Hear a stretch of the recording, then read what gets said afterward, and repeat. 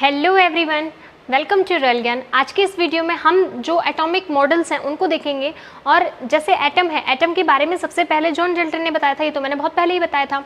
और John Dalton ने atom की डिस्कवरी की थी। लेकिन एटम की डिस्कवरी करना ही एक बहुत बड़ी बात है कि एटम के अंदर जब सब एटॉमिक पार्टिकल्स की डिस्कवरी हुई कि एटम के अंदर सब एटॉमिक पार्टिकल्स होते हैं, तो वहाँ पर बहुत साइंटिस्ट आए। आज हम क्या करेंगे, जे थॉमसन और रदरफोर्ड का जो एक्सपेरिमेंट है इनको पढ़ेंगे और इनके मॉडल को सही से जानेंगे कि इन्होंने क्या सब चीज़ें अपने मॉडल के अंदर बताई थी। So let's start the topic. देखिए, सबसे पहले बात समझिए ये कि मॉडल की ज़रूरत पड़ी क्यों हमें, वाई वी नीड मॉडल। और एटॉमिक मॉडल जो आज हम पढ़ रहे हैं वे क्यों पढ़ रहे हैं, इसका पीछे का रीज़न क्या है। तो इसके पीछे रीज़न ये है कि जब डिस्कवरी हुई थी ना इलेक्ट्रॉन, प्रोटॉन, न्यूट्रॉन्स की, मतलब सब एटॉमिक पार्टिकल्स की, तो वहाँ पर ये बातें हुई थी कि जो साइंटिस्ट है ना ये ट्राई कर रहे थे ये जानने का कि जो इलेक्ट्रॉन है वो एटम के किस पार्ट में रहता है, प्रोटॉन है वो कहाँ पे अरेंज रहता है, न्यूट्रॉन है वो कहाँ रहता है, ये सारी चीज़ें, और उनको किस तरीके से अरेंज किया जाता है। ठीक है, आज के ज़माने में आप ये पढ़ते हैं, लेकिन जब ये नहीं बताया गया था, सिर्फ यही बताया गया था कि एटम नाम की कोई चीज़ होती है। सो उसके बाद चीज़ें बताई जाएंगी, तो अब क्या हो रहा है, धीरे धीरे एक्सपेरिमेंट्स होंगे, इसके ऊपर नए नए रिवोल्यूशंस आएंगे, जिससे हमें ये पता चलेगा कि एटम में एक्चुअली इलेक्ट्रॉन्स की पोजीशन क्या है, इलेक्ट्रॉन्स कहाँ रहते हैं, क्या करते हैं। नेगेटिवली चार्ज होते हैं वो तो ठीक है, प्रोटॉन है, प्रोटॉन होता है, फिर न्यूक्लियस है, न्यूक्लियस होता है, ये सारी चीज़ें हमें एटॉमिक मॉडल के थ्रू पता चलेंगी। तो after the discovery of atom, जब ये इलेक्ट्रॉन, प्रोटॉन, न्यूट्रॉन को खोजा गया, तब हमारे पास ये साइंटिस्ट आते हैं और इन्होंने अपना प्रैक्टिकल्स करते हैं। तो देखिए एक्सपेरिमेंट में क्या पता करते हैं, how the electrons and the protons arrange in the atom. ये क्वेश्चन वहाँ पे राइज होता है कि एटम के अंदर इलेक्ट्रॉन्स, प्रोटॉन्स कहाँ रखे जाएंगे, कैसे अरेंज किए जाएंगे।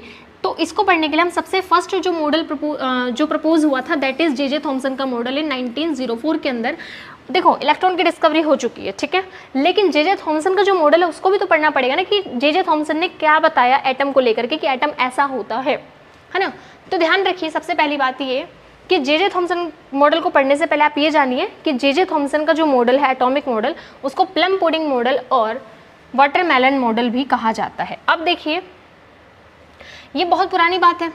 तो जे थॉमसन जी जो हैं, जे थॉमसन जी जो हैं, इन्होंने जब इलेक्ट्रॉन की खोज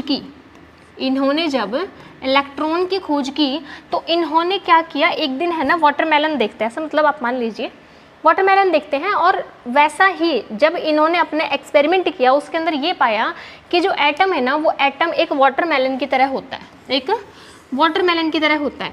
अब मैं जब इस वाटरमेलन को हाफ यहाँ से कट करूँगी तो कुछ ऐसा दिखाई देगा।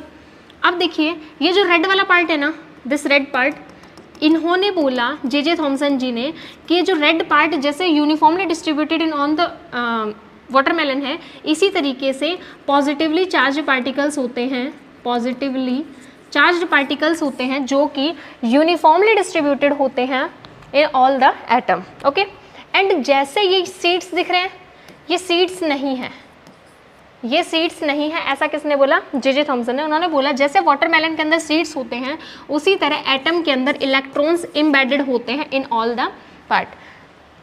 यहाँ पे क्या है, इलेक्ट्रॉन्स, ये पूरा वाटरमेलन है, उसके बीच में क्या है, सीड्स रहते हैं, उसी तरीके से यहाँ पर इलेक्ट्रॉन्स एम्बेडेड होते हैं। इन्होंने कंपैरिजन किया किसके साथ, प्लम पुडिंग के साथ, या फिर ऐसे कह सकते हैं वाटरमेलन के साथ इन्होंने कंपैरिजन किया, इसलिए इनके जो मॉडल है उनका नाम क्या रखा गया, प्लम पुडिंग मॉडल। जैसे पुडिंग के अंदर ड्राई फ्रूट्स होते हैं, उसी तरीके से यहाँ पर वाटरमेलन के अंदर जैसे बीज होते हैं, वैसे उन्होंने बोला कि जो एटम होता है ना, ये एटम है मान के चलो, तो एटम में पॉजिटिव चार्ज तो क्या होता है, सब जगह यूनिफॉर्मली डिस्ट्रीब्यूटेड होता है, एंड इलेक्ट्रॉन्स जो नेगेटिव पार्टिकल्स हैं वो यहाँ पर एम्बेडेड होते हैं in all the sphere.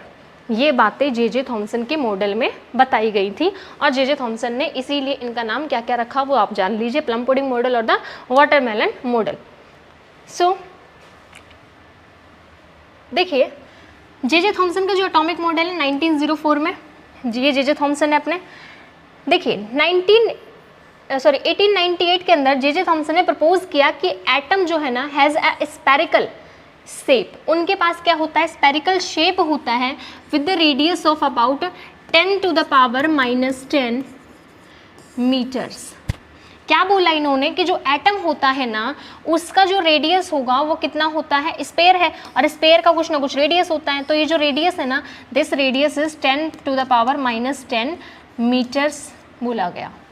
Where the positively charge is uniformly spread throughout the spare.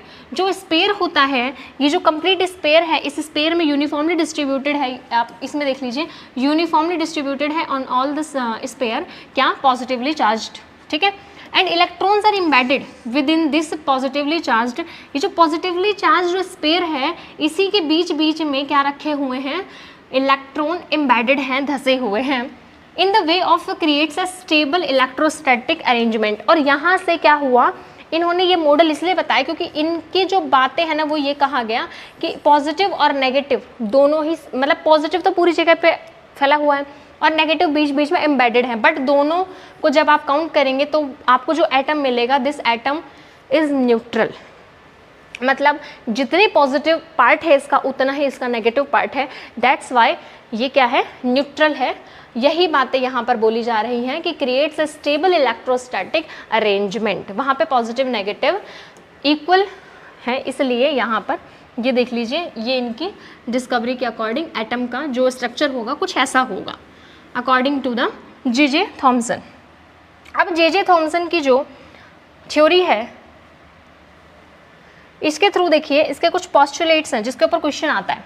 Postulates means इनकी थ्योरी में क्या क्या पॉइंट्स ऐसे थे जो इन्होंने बताए, या ऐसा पॉइंट्स जो इन्होंने अपनी थ्योरी के अंदर लिखे।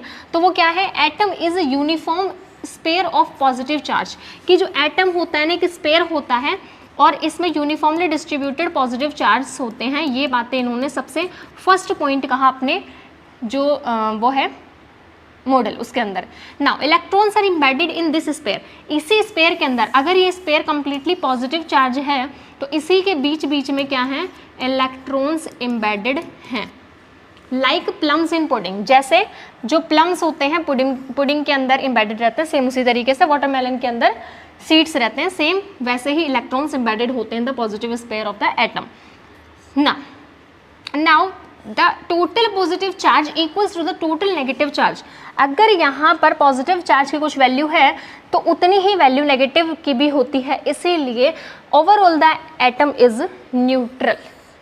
यहाँ तक कोई दिक्कत, ये पोस्टुलेट्स हैं इनके ऊपर क्वेश्चन आता है, ठीक है। ये आप इसको समझेंगे तभी आपको आगे का बोर्स मॉडल समझ में आएगा। अब धीरे धीरे ना एवोल्यूशन होते जाएंगे। सबसे पहला मॉडल इन्होंने दिया, अब इसके बाद हम पढ़ेंगे रदरफोर्ड मॉडल, है ना। तो आई थिंक कि आपको थॉमसन का मॉडल समझ में आया होगा। ये इनके पोस्टुलेट्स, इनकी थ्योरी में ये चीज़ें बताई गई, लेकिन क्या ये चीज़ें सही हैं? अब इसके ऊपर लिमिटेशन आएंगे कि गलत कहाँ कहाँ हुए थे ना। सो देखिए, इनका जो लिमिटेशन है उनको हम एक बार देख लेते हैं। Now limitations of Thomson's model. Now इसमें क्या बोला गया कि जो लैक ऑफ न्यूक्लियस, इन्होंने ये बोला कि भाई जो एटम है ना वो कंप्लीट एक स्पेयर है और यूनिफॉर्मली पॉजिटिव चार्ज से फिल्ड है, ओके। लेकिन इन्होंने कहीं पे न्यूक्लियस की बात की क्या? लेकिन आज जब हम प्रेजेंट में पढ़ते हैं तो उसमें हम सबसे पहले यही पढ़ते हैं कि न्यूक्लियस होता है and electrons revolve around the nucleus, यही सब चीज़ें पढ़ते हैं। तो यहाँ पर क्या है, न्यूक्लियस के बारे में कोई बातें नहीं की गई, यहाँ तक कि मतलब चलो ठीक है न्यूक्लियस इन्होंने खोजा नहीं, लेकिन उससे रिलेटेड कुछ बातें नहीं की गई। तो यहाँ पे ये फर्स्ट इसका क्या हुआ, लिमिटेशन हुआ। यहाँ पर इनका थ्योरी गलत हुआ, इनका जो मॉडल है वो पोस्टुलेट्स जो बताए गए थे उसके अंदर ये लिमिटेशन है। Unclear stability of the atom, इन्होंने स्टेबिलिटी ऑफ एटम के बारे में भी अनक्लियर बातें कही थी। जब इनसे क्वेश्चन राइज किए गए तो इनके पास कोई आंसर नहीं था, इसीलिए यहाँ पर ये इनका लिमिटेशन बनता है। Inconsistency with the Rutherford findings, जो रदरफोर्ड जी ने फाइंड किया लाइक न्यूक्लियस एंड प्रोटॉन्स, इन सब चीज़ों को लेकर के इनकंसिस्टेंसी देखने को मिली जब दोनों को कंपेयर किया गया तब। Now lack of experimental evidences, और जो इन्होंने बातें बताई कि ये प्लम पुडिंग की तरह होता है, इसके एक्सपेरिमेंटल एविडेंसेस नहीं मिले हमें। जब एक्सपेरिमेंट करने गए तो वहाँ पर ऐसी चीज़ें कुछ दिखाई नहीं दी जैसा कि उन्होंने बताया था।